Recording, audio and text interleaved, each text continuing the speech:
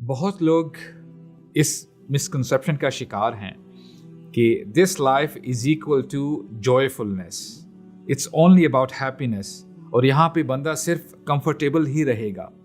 حالانکہ اللہ تعالیٰ ہمیں کچھ اور بتاتے ہیں.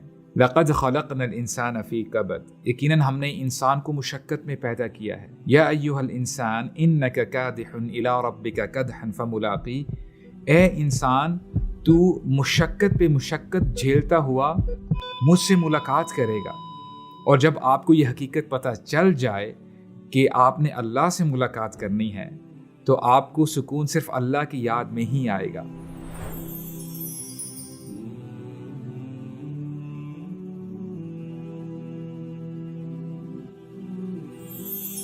اور ابن تیمیہ رحمہ اللہ کے بارے میں آتا ہے he had a very rough life and he had to go to jail multiple times. اور ابن قیم رحمہ اللہ جو کہ اسٹوڈنٹ ہے ابن تیمیہ کے، وہ فرماتے ہیں کہ ہم جب باہر ہوتے تھے اور دنیا کی طرف دیکھتے تھے کہ دنیا میں کیا ہو رہا ہے، لوگ گناہ پہ گناہ کیے جا رہے ہیں، تو ہم سکون حاصل کرنے کے لیے، اپنے آپ کو کام ڈاؤن کرنے کے لیے اپنے استاد محترم سے ملنے کے لیے جایا کرتے تھے.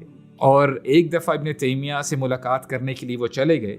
اینڈ مائنڈ یو کہ اس زمانے میں جو جیلز تھی، جیلز ور لائک ڈنجنز، وہاں پہ اسپائڈرز تھے، اسنیکس ہوتے تھے، بیٹس ہوتے تھے. تو ابن القیم ملنے کے لیے جاتے ہیں ابن تیمیہ سے اور کہتے ہیں کہ فجر کا وقت تھا، فجر کی نماز پڑھ کے ہم ملنے کے لیے گئے.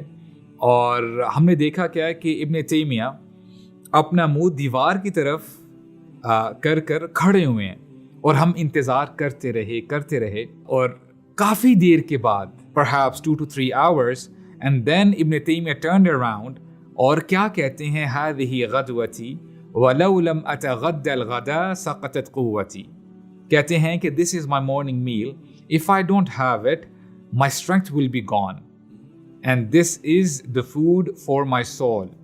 He was unbreakable and he was unshakable.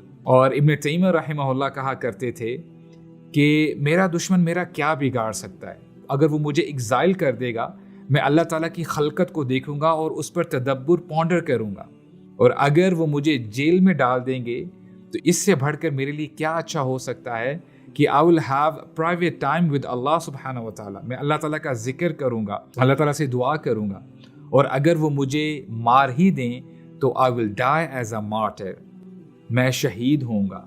My enemy can't harm me.